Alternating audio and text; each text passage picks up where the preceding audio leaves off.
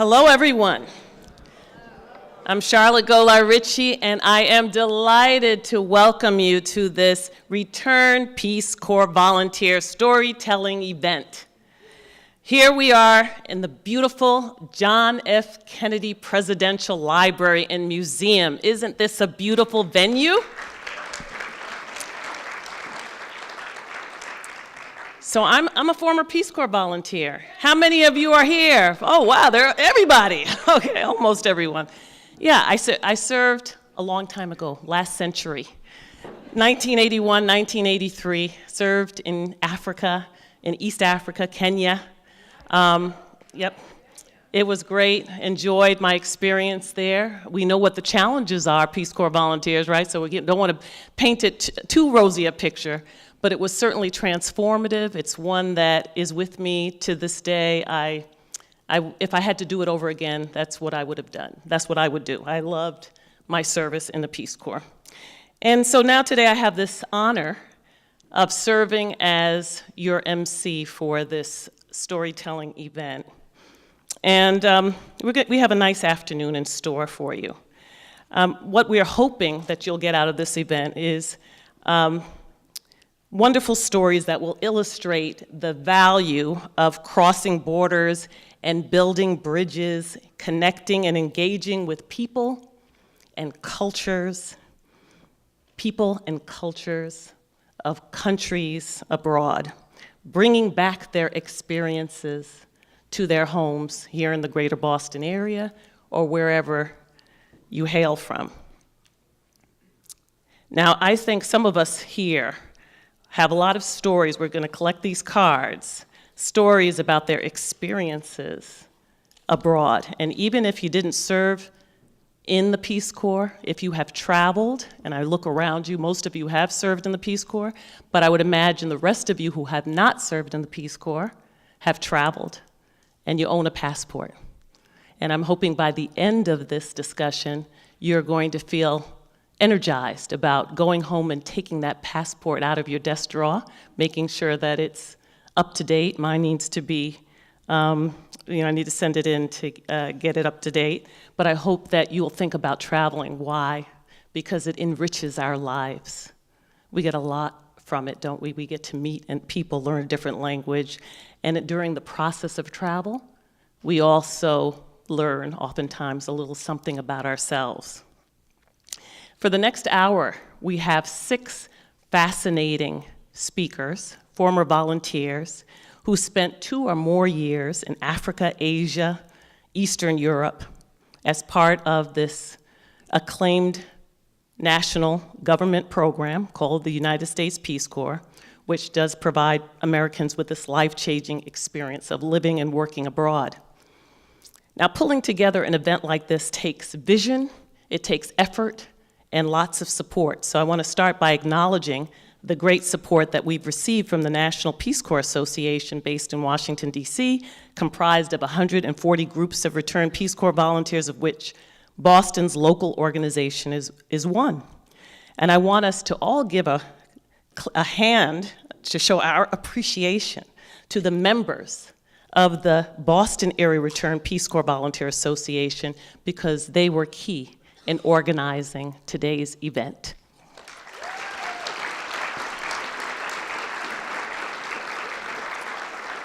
The Boston Area Returned Peace Corps Volunteer Association is celebrating its 40th anniversary this year, and local BARPCVs are still serving by volunteering in their local communities here and abroad and by funding small grant programs. They're also helping to keep alive the stories of the people and cultures of the countries where they served, and they're also engaged in advocacy, working to advance initiatives that promote cross-cultural understanding. Now, we're lucky to have a few founders in the room with us today, and I want them to stand along with current and former board members so that we can see who they are and thank them for their past and continued service. BARPCVs, stand up, please, so we can see you. Don't be shy.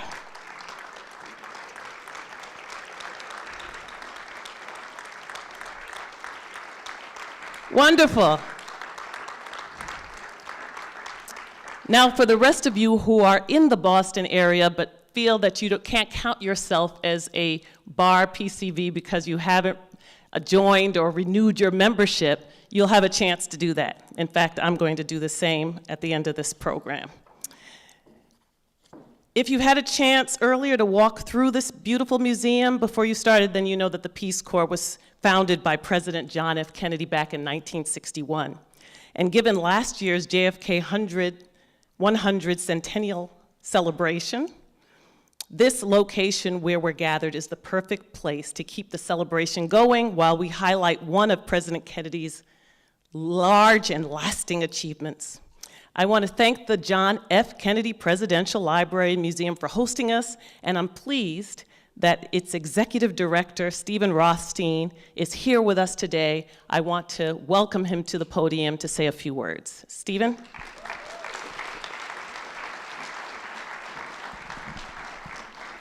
Thanks so much. First, thank you. Let's hear, doesn't she do a great job?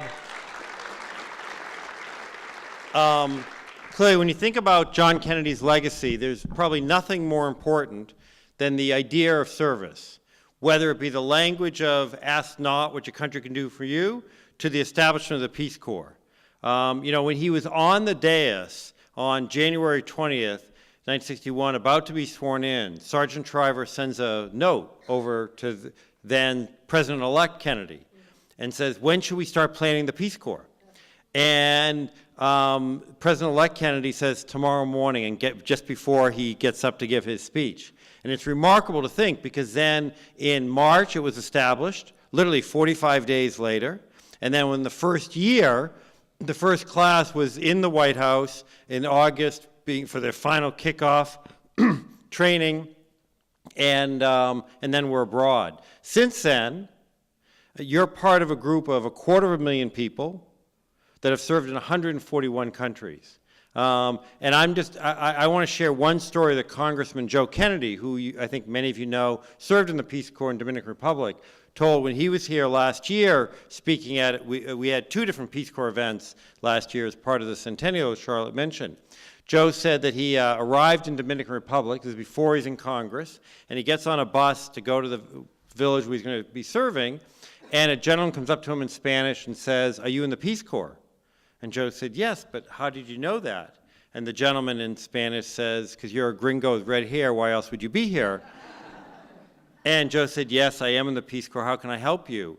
And the gentleman said to him, "I want to thank you. 30 years ago, a Peace Corps volunteer served in my community and helped put a water pipe in. For the last 30 years, my family and dozens of other families have had water to drink. I never got to thank him, so I'm thanking you instead." Joe was so moved by that. Those stories, while the specifics are different for each of you, that can be played out, and again, you'll hear, I know some of these will be talked about later today. So thank you for continuing to embody President Kennedy's legacy. Just a few quick announcements of things that we're doing or to let you know. Some of you may already be participating in, but some may not know that we have a Peace Corps oral history program here. So there is a flyer on the registration table. You can get it on the way out, but we now have over 600 interviews. And we're always looking for more, both volunteers to coordinate it and people to do their interviews. So we want to capture as much of those as possible. If you haven't participated or you know someone else who hasn't, again, you can pick up the flyer and the contact information, the link, and whether you want to volunteer to get others or you want to share your story, talking about storytelling is very important. We also, last year, we had, actually on this very stage, TEDx here. It was the first time, to the best of our knowledge, at a presidential library that we had a series of TED Talks, about 30 talks in the course of a day, and on different themes. Charlotte, we were fortunate enough to have speak about her Peace Corps experience. Now, you have very big shoes or high heels, I'm not sure, to follow, but we're going to be doing another TEDx this November, on November 17th. So if you want to be considered to share your story, let me know. The committee here all has my email. can reach out to me, and we're starting to recruit folks for that, again, to try to highlight service and innovation and inclusion the way that the President did. The last thing I want to say briefly is we have a variety of programs in addition to the museum. Some of you may already be participating, but one is our forum program. These are all free. They're available. There's the flyers in the back, and they're also on the website. So Tuesday night, for example, this coming week, there's a new book about Eunice Kennedy Shriver, who obviously traveled to many places with her husband. And Carrie Kennedy is coming later in the year. So again, take a look at this, get on this list if you're interested. They're all free. Our goal is trying to continue the legacy of the Peace Corps and of what President Kennedy did. So I want to end by where I started, by thanking you for your service and for what you've done and for today's event. So with that, have a great day. Thanks so much.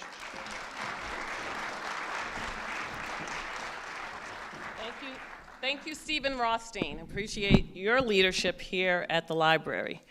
Okay, so let's check out these answers to our question about embarrassing moments. And I want to just put it in context why we were asking this particular question. When we travel abroad, oftentimes when we come back and talk about our experience, it is from our perspective, right? It's who we saw, what we did, and all of that, and maybe less about the awkwardness that we can experience when we first go someplace new. Because remember, when we go to another country to live, we are the strangers. We are the strange ones who are trying to speak a language with a different accent, who dress a little bit differently, have a different style, mannerisms and habits. So we thought, okay, what did people experience when they went abroad? I can say that the answers we got back have to do with their more or less around bathroom stuff, okay? Not surprising. You get to another country and the food's different and things like that. So without getting into the graphic details, but it's like clogging, plumbing, and things like that.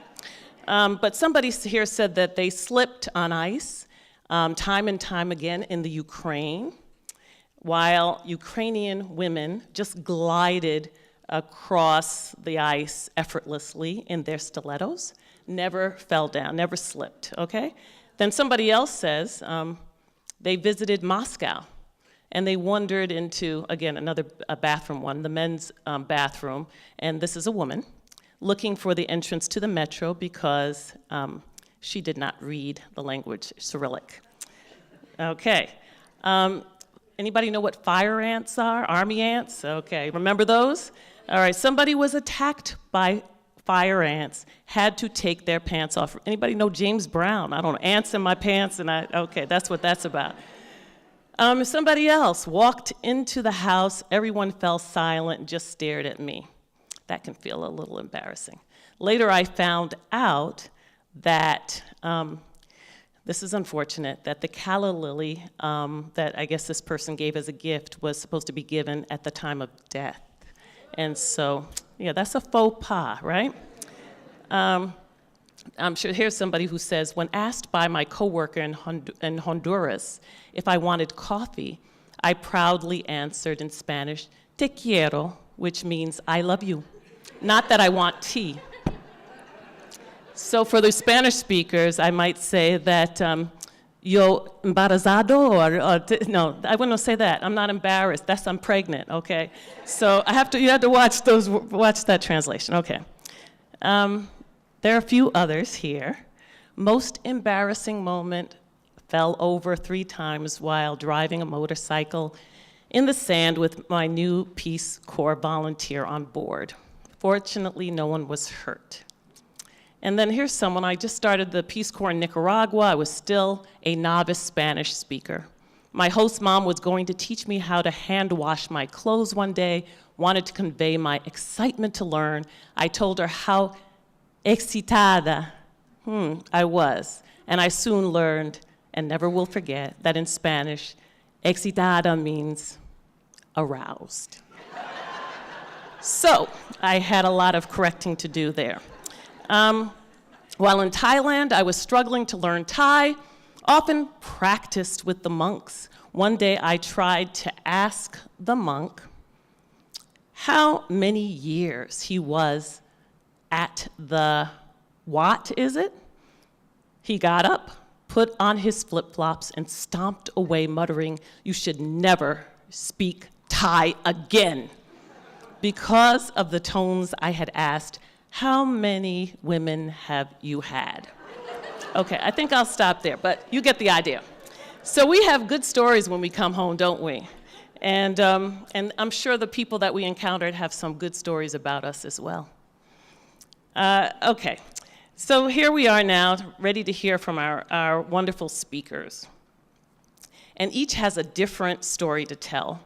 But at the heart of every story is a common theme, a theme that focuses on bridges, bridges that we build and cross, bridges that connect us to one another.